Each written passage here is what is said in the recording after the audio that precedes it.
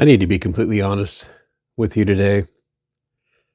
Even though I've lost over 120 pounds and am also living a sober life, I am still terrified of waking up one day and realizing I ruined it all. Hi, welcome to my channel. I'm Jim. Let me explain a little bit about what I'm talking about. I think mainly what I'm talking about is fear. Fear of regression. Fear of undoing what I've done. It's a big thing. It's a big concern of mine that I take all of this, what I've done, and it all be for naught. So how do I take that and help myself to stay on that path of the right way to live my life? It's an interesting concept to think about fear, because fear has so many different avenues that it has so many different meanings. It could be fear of heights. It could be fear of death. It could be fear of something that's coming towards you. It could also be a healthy fear. That's how I think about when I talk about fear of regression. I just want to make sure that I'm giving myself guidelines so that I don't get back to where I was. You've seen on the highway, when you go down a road, the rumble strips on the side of the road that make that annoying noise when you just drift off just a little bit off your lane. It'll let you know when you're getting close to danger.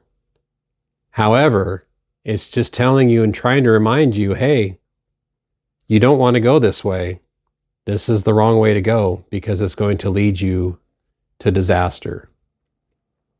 That's how I'd like to think about this type of fear that I'm talking about, is a warning, a healthy warning to let me know that my course is either going the wrong way or needs to be directly changed immediately. What are some things that could get in the way? Well, obviously with my sobriety, it has to do with drinking alcohol again. I have to think to myself, why did I stop in the first place? Well, one of the biggest reasons is my direct conversations with my wife, Julie. That has a lot to do with the way that I really approached my sobriety. You can see in my past videos, I really talked about how in that moment of time, in that moment of life, she was willing to forego what we have to try and save me, from not being here anymore. And it worked, because I don't want to lose her. Not going too far down that road, because like I said, I've already talked about it a couple of times in my videos. The biggest thing here today that I was really trying to focus on is what keeps me on that course? What keeps me going the right direction? There are also things concerning my weight loss, that if I start desiring food to the point to where I did before, where it became so entangled and engrossed in my life that it led my daily activities on what I did. Everything was either evolved around food or drink. That was what it really was. And mainly what it was drinking and eating. So how do I set guidelines in my mind and in my heart to give myself direction so that I don't go back down that path again? A lot of these things that I'm talking about in my video also help me when I reflect back on what I said, of where I was and where I don't want to be, and where I'm continuing to move forward. So the prospect of leading a healthy life gives me encouragement so that I can be here for my loved ones. I know they appreciate when they see me making good, positive strides in my life. It makes me feel good myself to know that I'm making good, positive strides in my life. So when I speak of this fear, it actually, in my mind, is a healthy, good fear. It tells my mind, hey, there's some danger zones that you don't want to go back into. Mainly, I don't want to gain my weight back, and I don't want to decrease my health by adding alcohol back into my life. It's just not a good thing. One of the other things that I think about too is I don't want to be complacent. I don't want to sit there and go, I'm good. I'm totally fine. Nothing's going to happen. That's a danger zone. That's a trap setting right in front of you. If a person, if myself, I should say, if I think, oh, everything's fine, something is more than likely going to happen. So when I'm documenting this in video form, it really helps me to think about some of the ways and some of the things that I used to do that were not good and healthy for me. It gives me a reflection point so that I can tell myself, look, that's where you were. You want to be over here. Let's keep that moving. I can remember back when sometimes I would be having a rough day. All I could think about was, oh man, I can't wait to get home to have a drink. So if I'm having a rough day today, how can I control that? How can I think about that? Well, I also think the last time that you went through this, it wasn't a good position to be in. The things that I would do to help myself think about the self-medication, so to speak, I can also think about that not only with the alcohol, but with also the food. Because when I ate, I would get a certain amount of desire out of it, and it would make me forget about things that I was going through. But now I have to face things a little more head on. I have to think about, well, what's stressing me out? What else can I do? Can I go for a walk? Can I just sit there and breathe for a minute and just let it release and let it settle down? That way I don't have to worry about all the stress. Those are some triggers that I have to deal with now. And that also has a lot to do, it brings it in with the confines of that fear.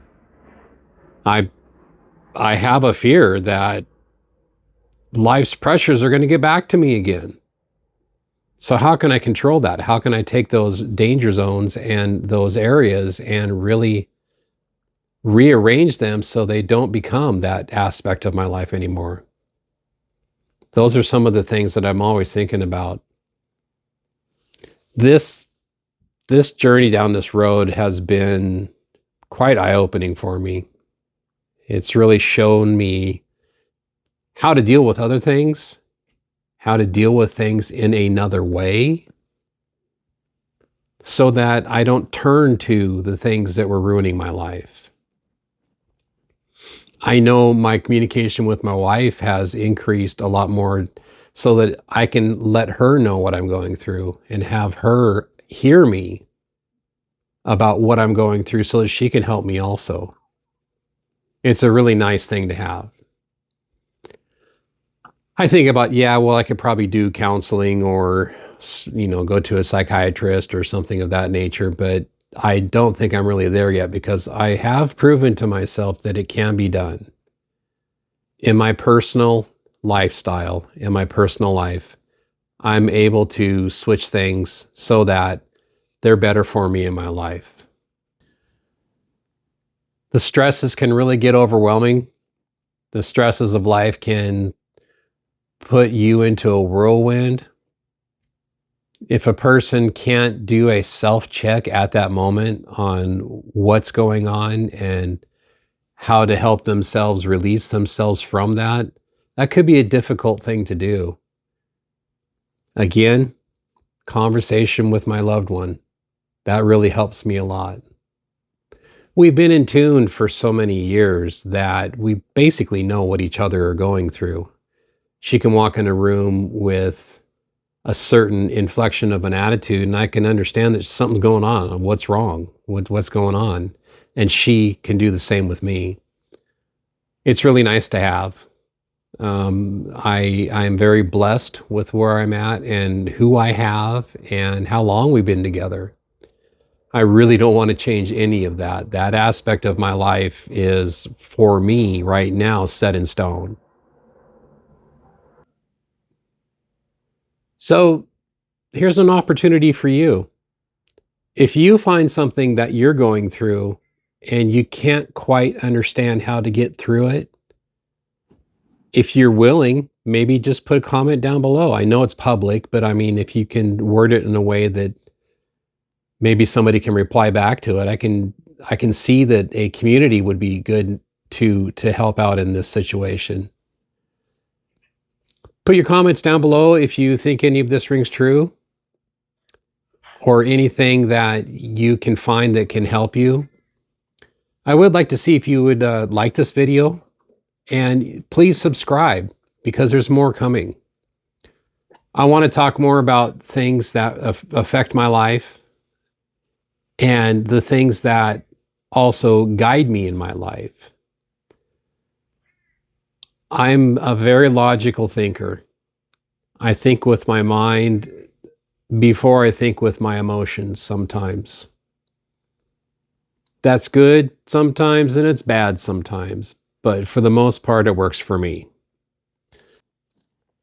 So if you're wanting to, leave a comment. Let me know how you feel, how things are going. If you have any questions, any comments, concerns, things of that nature. Just remember, life is full of rumble strips, and what we do with them is going to be our decision. So like I said before, if you would please like the video, you can subscribe to the video and subscribe to the channel, because there's a lot more content out there just waiting for you to be had. We'll see you then.